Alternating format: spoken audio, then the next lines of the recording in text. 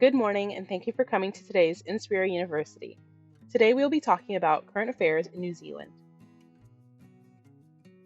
You guys already know my spiel about trivia. There's not much in this presentation, but to start off our discussion, what is the term for those indigenous to New Zealand? The term is Maori. Before we talk about the current affairs, let me give you a bit of history on the Maori people. Ancestors of the Maori arrived from the Pacific Islands before 1300 CE. Settling first on the coast, they hunted seals and moas.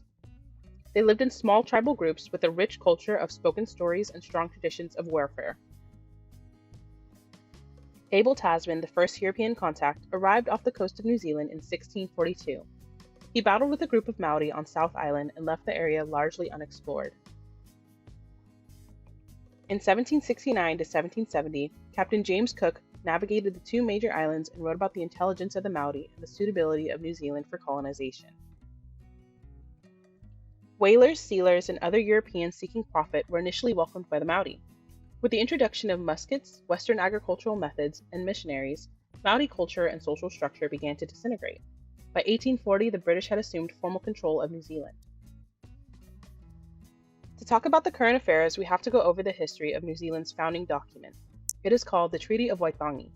It established Aotearoa, New Zealand, as a bicultural nation where Maori and the Crown worked together. The main purpose of the treaty was to ensure that both parties would live together peacefully and develop New Zealand together in partnership. The Treaty of Waitangi has two texts. The Maori version is not an exact translation of the English, hence creating much debate over the difference of how they came to be and what they mean. At the time the treaty was signed, it is not clear how much notice was taken of the precise wording. While the treaty was presented as a measure to resolve differences between the Maori and the British, the two versions of the treaty actually feature some stark differences. The Maori version translates to self-determination and guarantees the Maori people the right to govern themselves.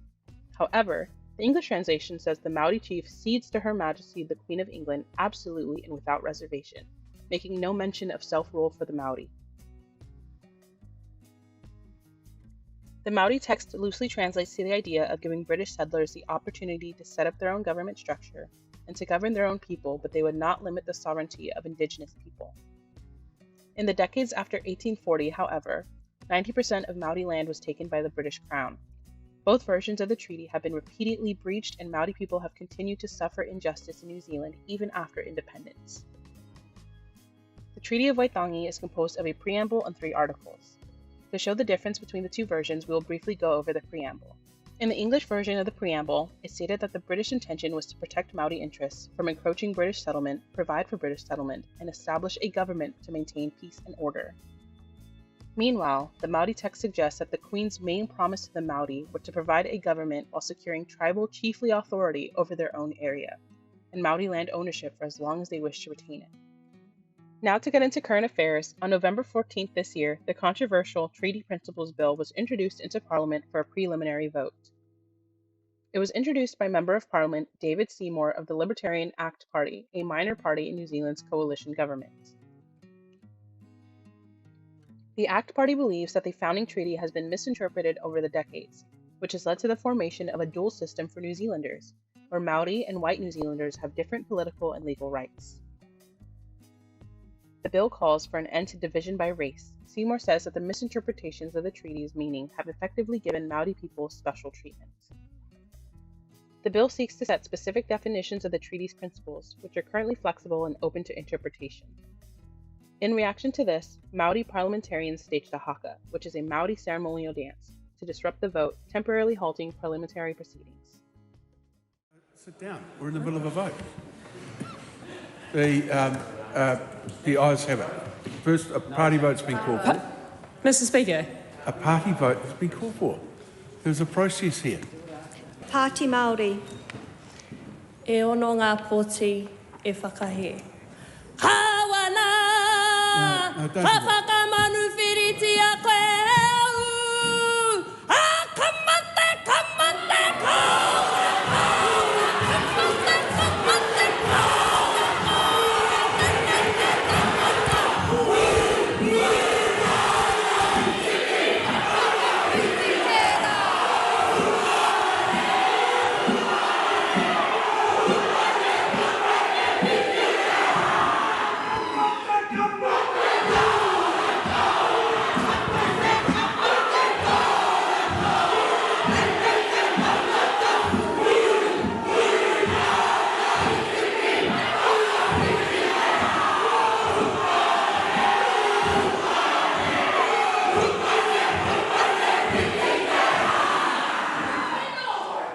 The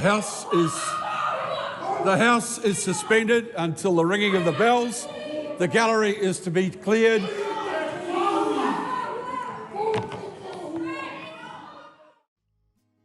Some had also been peacefully demonstrating outside the Parliament building for 9 days. This protest consisted of 42,000 protesters. So why is this bill so controversial? The bill is strongly opposed on both sides by political parties in New Zealand, on both the left and right sides. People believe it undermines the treaty and its interpretation. Many historians and legal experts agree that this new bill is an attempt to redefine decades of exhaustive research and negotiated understandings of what constitutes principles of the treaty. It is believed that the chances of this bill becoming law are zero. The Act's coalition partners have adamantly promised to vote down the bill in the next stage, and all the oppositional parties will also vote against it. New Zealand's current coalition government was formed in November 2023, after an election that took place a month before. It comprises the National Party, ACT, and New Zealand First. It has been said that these parties would most likely vote in line with public opinion, which largely opposes it. The protests are not against the bills alone. The latest march was against many coalition government anti-Maori initiatives. Many believe that the Conservative coalition government, which took office in November 2023, has taken measures to remove race-based politics. The Maori people are not happy with this and believe that it will undermine their rights.